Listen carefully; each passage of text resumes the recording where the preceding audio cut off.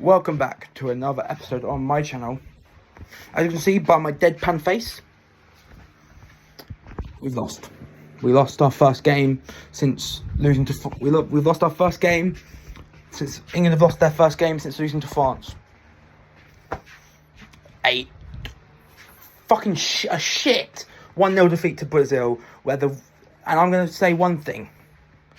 One of the worst refereeing performances ever in an England match. The ref was absolutely shit, and for a treat, I've added an extra thing to my review for the Brazil game, and that is a referee rating. We're going to go through the starting 11 that was chosen by Gareth Southgate. I'm going to go through the starting 11 that was chosen by Gareth Southgate, giving each of them a rating out of 10 for their performance. Not many high ratings. Then I'll say who was substituted on, give their ratings out of 10. Then I'll give the referee, and then I'll tell you what I gave the referee a rating out of 10, and I'll give us a rating out of 10. England a rating out of 10 based on overall performance. So let's get on with it. We're going to start with the team. The team was Jordan Pickford. The team that started was Jordan Pickford in goal, a back four of Kyle Walker, Ben Chilwell, John Stones and Harry Maguire, a midfield three of Declan Rice, Jude Bellingham and Gallagher, and a front three of Foden, Gordon, Watkins. I'm now going to go for each player again and give you my rating. For Pickford, I gave him a 4, conceded 1 goal, made some good saves, but that's pretty much it. Chilwell gets a 3, he was awful. He got possession of the ball at the edge of the box twice, but decided to shoot instead of pass. So yeah,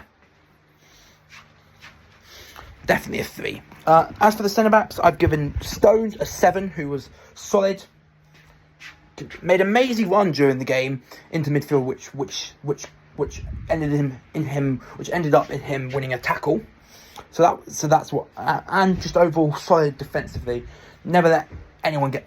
The only bad thing he did was that probably was for the goal that gave Brazil the win. So yes, 7 for him, and for Maguire, I've given him a 4. Again, too many mistakes, not good enough. My midfield 3, Declan Rice gets a 7, solid as always. Gallagher gets a 6, not as good as Rice, but still decent. Made some good runs into the box. Jude Bellingham gets a 6, which for his standards is a bit low, but he deserved a 6 because he wasn't great. He was good when he played, but he was bought off with 20 minutes to play, so I can't give him a high rating. And then as for the attackers, Foden and Gordon both get 8s. Our two best players, Gordon, great debut for the match, great debut for the Newcastle winger, and as for Foden, just continuing his amazing form from club football with Man City. And then Watkins up top gets a nice 7. Had a few chances, didn't take them, but was overall decent and created a chance, one chance that we should have probably taken. But yes, that's the starting lineup. Now we're going to go through each player on the bench, but instead of going through the players that were brought on, I'm now going to go through the subs. But instead of going through all the subs first and then going through the subs again, giving you my ratings, I'm going to go for each sub and then give you a rating after I name that sub. So the first substitution we made was unfortunately forced, as Kyle Walker had to come off just before the 20-minute mark for Ezri Konsa. Walker, that's another reason why Walker only got a 6, because he only played just under 20 minutes in the game. But in terms of Konsa, very good when he came on. Didn't make many mistakes, so I gave him a 7. Then we made a triple substitution of Gomez, who I gave a 3 out of 10. Didn't see much of him. Jarrod Bowen, who I gave a 5 out of 10 for. Good when he came on. Made a very good run near the end of the game, prior to Brazil scoring. And finally, the final substitution, Dunk. And then Dunk was the third substitution in that trio of substitutions. And he gets a 4. Not good, not great, but didn't have much time to play too well. And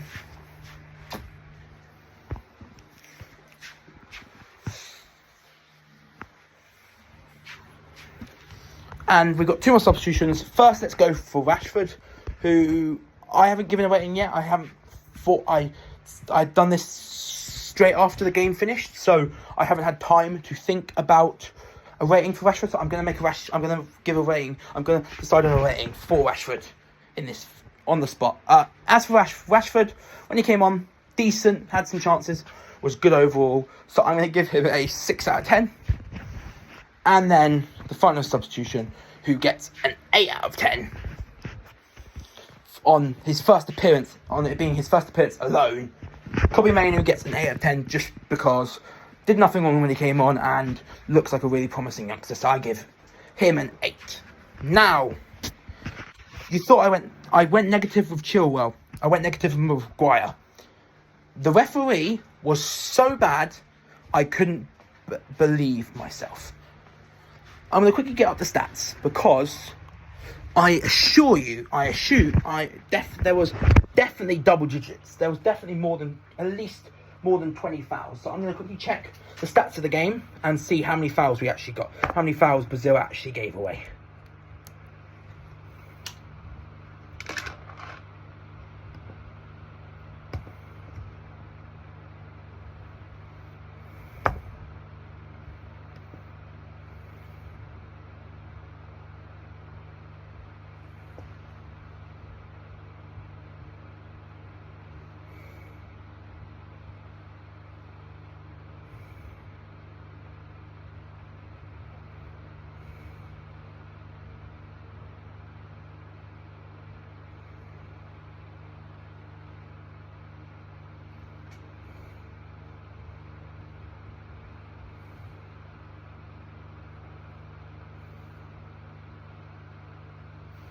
Let's have a look at the stats. Brazil gave away 19 fouls. And they only had 1 yellow card. 18 fouls, 1 yellow card. 19 fouls, 1 yellow card is not good enough from the referee. He should have given Paqueta a second yellow for one of the fouls. Paqueta made 5 fouls, or 4 fouls. Lucas Paqueta, the Brazilian midfielder, made 4 or 5 fouls.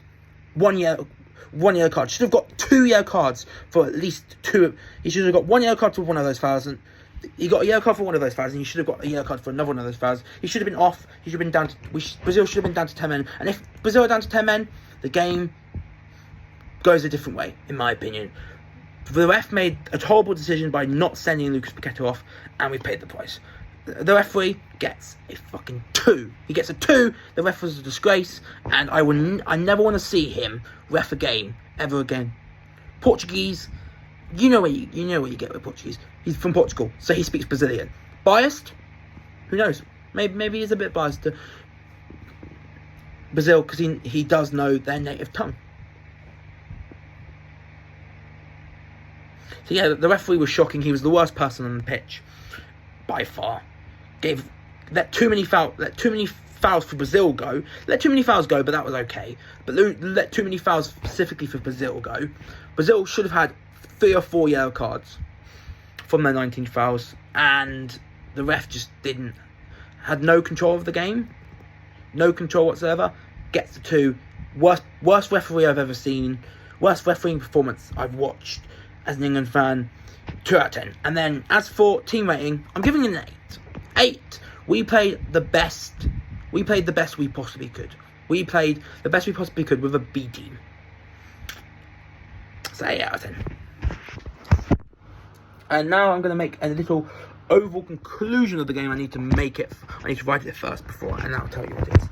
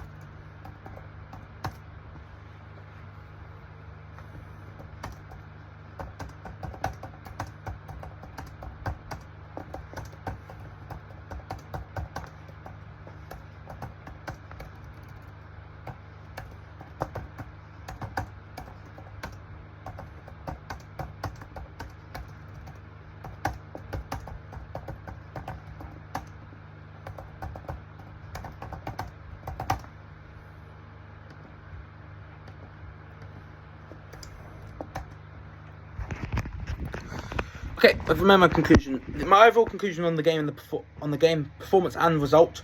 The ref screwed us royally. Should have sent off Lucas Paqueta for 2 yellow cards. The result not good, performance-wise, with the team Southgate put out, not bad. Brazil for me didn't deserve to win, but we move on to Belgium on Tuesday, which I am definitely confident for. So that is it for my overall conclusion that's it for my England versus Brazil friendly review. We move on to Belgium. Awful game, awful refereeing performance, which led to not a great result, which led to not a great result, and that great result is something we have to put behind us, and we have to go out against Belgium next week and absolutely destroy them and absolutely smash it out of the park. De Bruyne won't be playing, wasn't in the Belgium squad for Brazil's game against Republic of Ireland today. He probably won't be in the squad on Tuesday. So no De Bruyne. I think without De Bruyne, I don't think Brazil have a chance against us. As long as Southgate puts out the right team, we'll win again on Tuesday. But that's it for this episode. That's it for this video on my channel. Hopefully you've enjoyed the return of my England internationals previews and reviews. Before we leave, I've got a nice announcement to make. I'm going to be doing on my channel a new series. I told you about a new series a while back, and I'm doing another new series. It's called Dark Secrets: The Hidden Truths Behind Your Favorite TV Shows and Movies. 4 episodes, and I'm going to reveal the 4 episodes right now. The episode 1 is titled The Dan Schneider Story, where I look at the Nickelodeon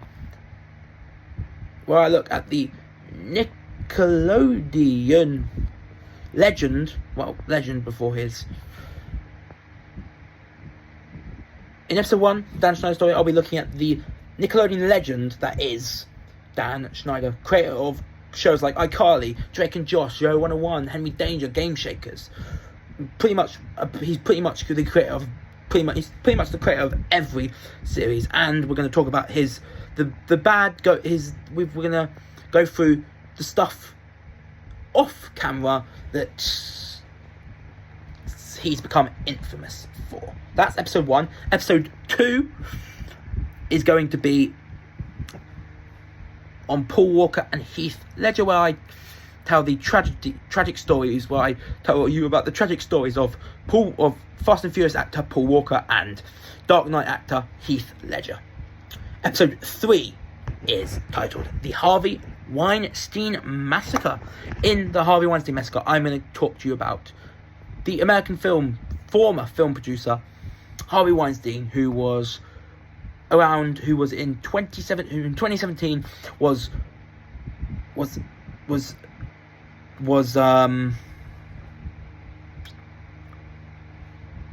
2017 that he had allegations put against him by like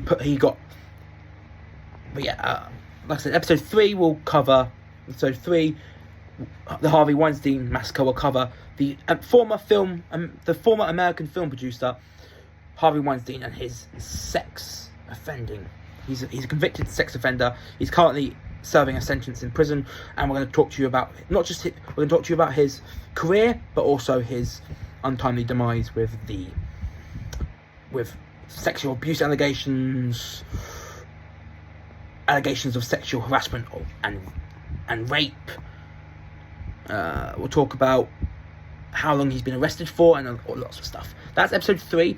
Episode 4 is a personal favourite of mine. I'm really excited for part 4, because part 4, I'm currently in the process of writing the script for episode 4, and it is the dark history behind some of your favourite horror movies. I'm going to be giving you the history behind a bunch of very famous, very well known, very successful horror movies. And for some of them it will all be relating to on-set stuff. So we've got Poltergeist, where we'll look at the stuff that happened on the bizarre. We're going to look. First horror film we're looking at is Poltergeist, and we're going to look at the accidents that plagued the Poltergeist set, including the death of one of its main characters, including the death of one of its main actors.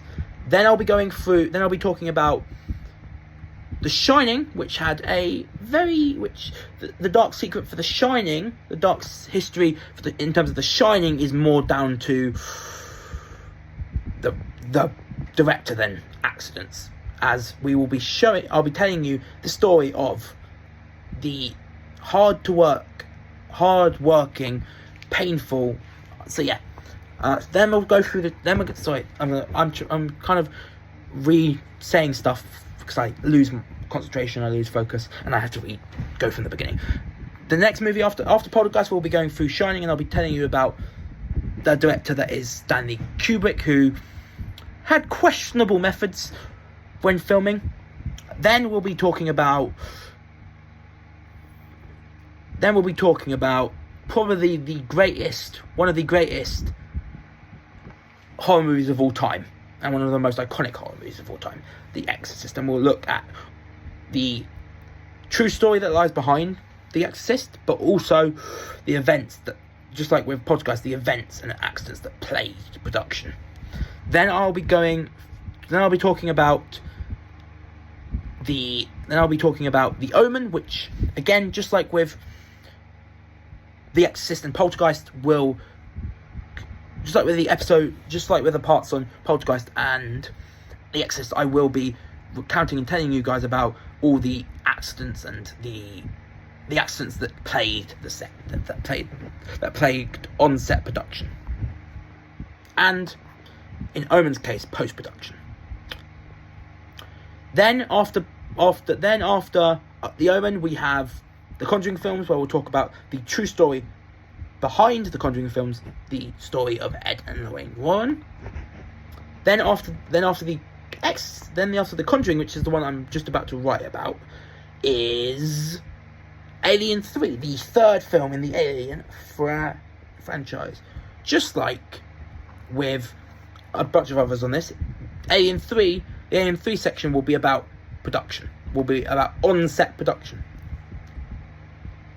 Then after Alien 3, we'll be doing the Twilight Zone, which just like a bunch of the earlier movies that we're covering in this episode, was plagued by a lot of on-set issues, plagued by a lot of creepy stuff, but yeah. So yeah, Twilight Zone, just like other parts of this episode, with the Twilight Zone, just like other parts with this episode, we'll talk about on-set accidents and on-set tragedies and all that sort of stuff. And we'll be talking about the most poignant. We're going to be talking about the most poignant accident during production that marks its legacy. Which I don't know anything about it. What this tragic accident that mars its legacy, but we'll find out in the episode. And then we'll end episode 4, the dark history behind some of your favourite horror movies, with...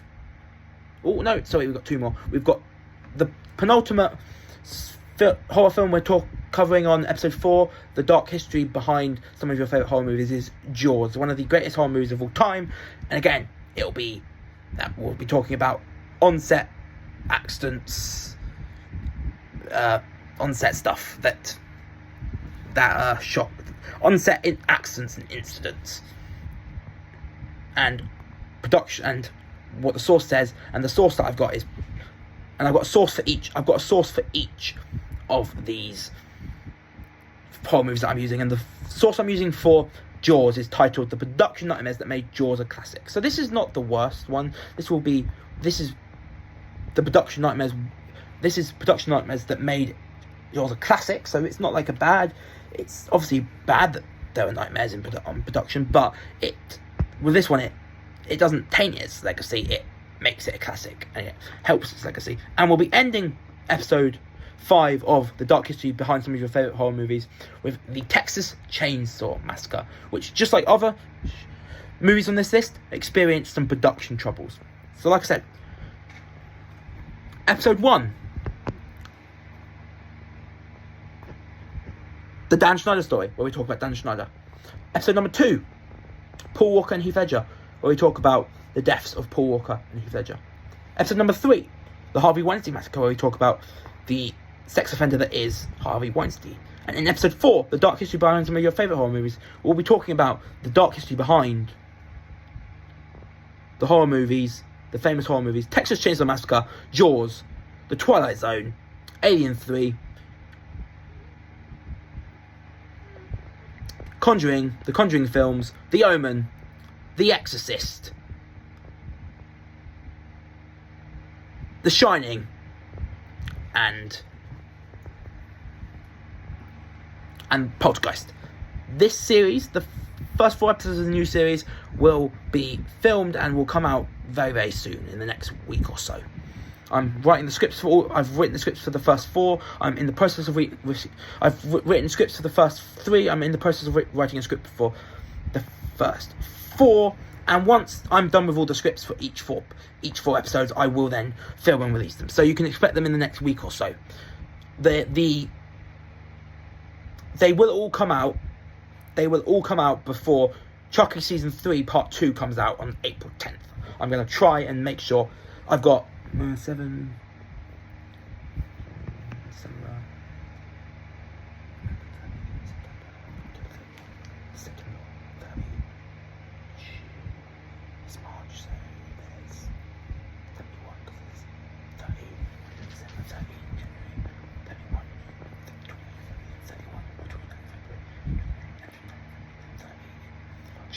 We have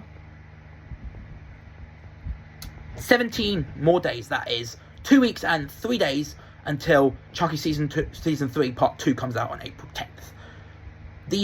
The 4 episodes of this series will all be out by then.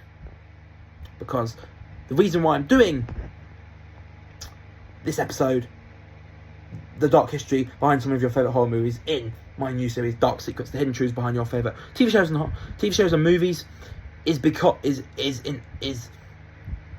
it's a horror special in honour of the release of Chucky Part 2 Season 3 on April 10th.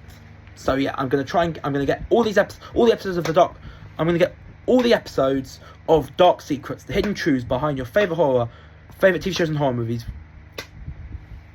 I'm going to get every episode of my new series, Dark Secrets, the hidden truths behind your favourite horror TV shows and movies, by the time before Chucky Season 10 Season 3 Part 2 comes out. So remember, for my new series, Dark Secrets, the first 4 episodes of my new series, Dark Secrets, the hidden truths behind your favourite TV shows and movies, will all be filmed and released before April 10th, the release date of Chucky Season 3 Part 2, as Episode 4 is a horror special ahead and in honour of Part 2 of Chucky Season 3. April 10th. So that's it for this video. Hopefully you tune in to my new series, the Dark Secrets, the history behind your favourite movies and TV shows and movies. But until my next video, which is my England versus Belgium friendly preview on Monday, I've been John O'Brien.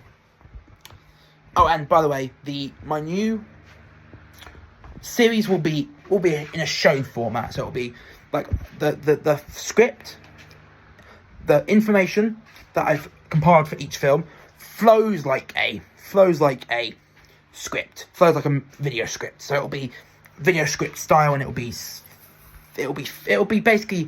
film style. It's gonna be a lot like the series on Dead Meat. The new series, it's going to be a lot like the new series on YouTube channel Dead Meat, Production Tales from Hell, where it's going to be in that format. So hopefully you'll tune into that when it comes out, and I'll see you on Monday, at some point on Monday, for my England versus Belgium friendly preview. And then after the game on Tuesday, I'll be doing my review for the game, where hopefully we will bounce back from defeat to Brazil with a win. Until then, subscribe to my channel for catching up on one of those videos. I've been John O'Brien. I'm out. Peace. And bye.